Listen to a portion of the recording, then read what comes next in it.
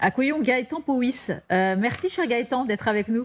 On voulait se pencher sur le point de vue technique, cette livraison des F-16. On a parlé du message politique. Ah bah, tout le monde est content, a l'air très content de vous retrouver, en tout cas. Ça fait plaisir. Oui. Est-ce que ça veut dire que là, c'est bon, on y croit cette fois? On se souvient qu'il y avait le porte-parole de l'armée ukrainienne, l'armée de l'air ukrainienne, qui nous disait oui, ça sera pour lundi de Pâques, à peu près. Et finalement, on reculait à chaque fois. Là, visiblement, cet été, on y croit. Ça veut dire que derrière, en sous-texte, les infrastructures, les alvéoles de protection, les mécanos, tout ça, c'est prêt.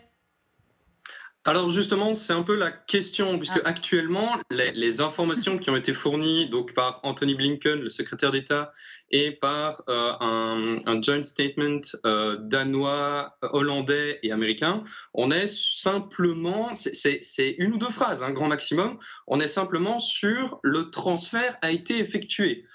Donc d'un certain nombre d'appareils, probablement un nombre assez faible, d'anciens F-16 danois et hollandais. Maintenant, on n'a aucune info, pour bien évidemment des raisons de sécurité aussi, mais on n'a aucune info sur est-ce que ces appareils sont actuellement au Danemark et aux Pays-Bas, est-ce qu'ils sont sur la base aérienne danoise où les pilotes ukrainiens sont en train d'être entraînés, est-ce qu'ils sont chez un industriel qui est en charge de les remettre à niveau et qui vient justement de terminer, d'avoir fait cet entretien. En fait, il y a énormément de questions à ce niveau-là et on n'a aucune réponse. En revanche, vraiment, ce qu'il faut retenir, c'est qu'actuellement, la force aérienne ukrainienne, dans son inventaire, comprend désormais des F-16. Là, il y a vraiment, c'est réel, comme vous demandiez, c'est vraiment ça. Il y a des F-16 actuellement aujourd'hui quelque part en Europe, sur le continent européen, qui ont des cocardes ukrainiennes. Ce ne sont plus des cocardes danoises ou hollandaises, là c'est vraiment des cocardes ukrainiennes. Il y en aura combien, vous savez, à peu près en tout? Parce qu'on avait dit 61 avions de combat F-16 donnés à l'Ukraine. Ça sera moins certainement que les premiers qui vont arriver là cet été? Alors non, donc en termes de livraison, tout ne va pas être livré directement puisque concrètement il n'y a pas assez de pilotes. On le sait puisqu'il y a des pilotes qui sont en train d'être entraînés en France, des pilotes qui sont en train d'être entraînés au Danemark, un ou deux je pense aux États-Unis, plus aussi parce qu'on parle beaucoup de pilotes, mais il faut aussi compter, je crois que c'est 3 ou 4 mécaniciens par appareil. Donc, je veux dire, tout ça, ça doit s'entraîner et ça ne se fait pas du jour au lendemain. En termes du nombre, en ce qui concerne le nombre d'appareils livrés, on est sur 24 appareils par les Pays-Bas, 30 par la Belgique, 19 par le Danemark et 12 par la Norvège, bien que la Norvège est assez frileuse pour donner un nombre exact, ce qui fait en gros 85 appareils. Disons plutôt plus de 80 F-16 offerts, 80 F-16 opérationnels offerts par 4 pays à l'Ukraine. Xavier, les 30 de la Belgique, c'est d'ici 2028. Donc, si on les met dans ce lot-là, on grossit la flotte. Ça va s'étaler dans le temps quand même. Hein. Les chiffres sont tout à fait exacts, mais les 30 de la Belgique, ils arriveront vraiment plus tard. Alors, il y a les Mirage 2000-5 qui pourraient aussi compléter l'escadrille ukrainienne. Oui. Gaëtan Powys, on me dit que vous vouliez réagir. Oui, non. Alors, juste pour préciser, donc effectivement, donc là, on est livraison des Pays-Bas et du Danemark. La Norvège a annoncé livrer 6 avions pour la fin de l'année, pour 2024. Donc, ils viennent d'annoncer à l'occasion du sommet de l'OTAN à Washington. Et en ce qui concerne la Belgique, donc au tout début, vraiment les toutes premières indications, c'était on envoie des F-16 à l'Ukraine à partir du moment où on reçoit nos F-35. Mais avec le temps, il y a eu des changements dans les annonces et on était sur des premières livraisons à partir de 2025. Il y a eu une ou deux annonces officielles sur la possibilité d'un premier envoi de quelques F-16 belges pour la fin de l'année 2024. Donc on n'est pas du tout sur 2028, mais on est sur au mieux 2025, peut-être 2024.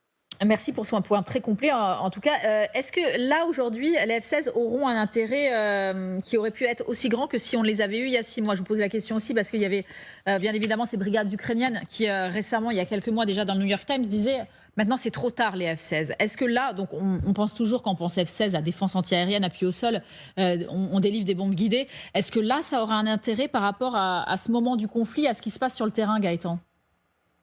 Oui, alors le F-16 concrètement pour la force aérienne ukrainienne, c'est comment expliquer ? On est sur un appareil que les pilotes ukrainiens, 1 ou 2 pilotes ukrainiens expliquaient lors d'une interview, on passe enfin au 21e siècle. C'est un avion qui est capable de faire de nombreuses missions avec des matériels OTAN, alors qu'aujourd'hui, les appareils ukrainiens sont des appareils de production soviétique sur lesquels on a essayé de faire des bricolages afin qu'ils puissent emporter des matériels au standard OTAN.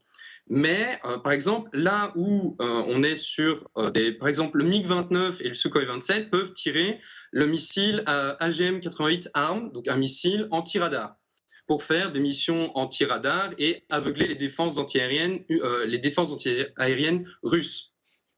Aujourd'hui, le F-16, alors ce sera en fonction de l'armement, hein, donc là c'est extrêmement flou, mais le F-16 concrètement en mission anti-radar, il peut intégrer un pod de brouillage radar afin de pouvoir se rapprocher encore plus du radar si besoin, de pouvoir aussi détecter des radars ennemis de plus loin et de pouvoir utiliser à 100% de sa capacité ce même missile ARM. Donc c'est un gain en efficacité pour la force aérienne ukrainienne et on a vraiment des possibilités pour le combat antiaérien. Donc un combat RR, aujourd'hui, les avions de combat ukrainiens doivent constamment avoir un avion russe dans leur viseur, donc à longue portée avec le radar, mais donc concrètement, il doit toujours avoir un lock, comme on explique, dans le domaine de l'aéro, et c'est pendant ce moment-là, pendant ces 10-15 secondes, l'appareil ukrainien est extrêmement vulnérable parce un second avion russe peut tout à fait le détruire. Ouais. Aujourd'hui, le F-16, vous avez vous devez avoir ce lock, cet avion russe dans le viseur, vous lancez votre missile, et puis c'est fini. Vous pouvez tout à fait partir, ne plus avoir l'avion russe dans votre viseur parce que le missile va voler indépendamment vers l'avion russe. Donc c'est vraiment un gain en efficacité, mais encore une fois, ce sera en fonction des armements qui seront offerts, avec par exemple des missiles, on peut très bien leur offrir des missiles à courte portée, avec 30-40 km de portée, mais la dernière version du missile ARM, du missile AMRAAM, excusez-moi, on est sur 160 km de portée. Donc voilà, ce sera vraiment en fonction de ce qui sera en dessous des ailes des F-16 ukrainiens. Merci infiniment pour toutes ces précisions, Gaëtan Powys. Merci d'avoir été avec nous. Juste, je précise que vous avez vu des images en direct de ce sommet de l'OTAN.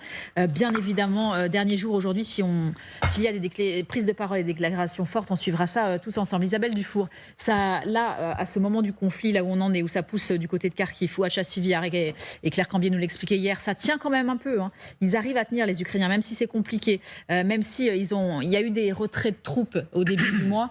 Est-ce que là, ça peut apporter quelque chose, comme le disait Gaëtan, néanmoins, mais ça ne changera pas la donne? Il y a rien qui changera la donne en fait, en termes de système d'armes unique.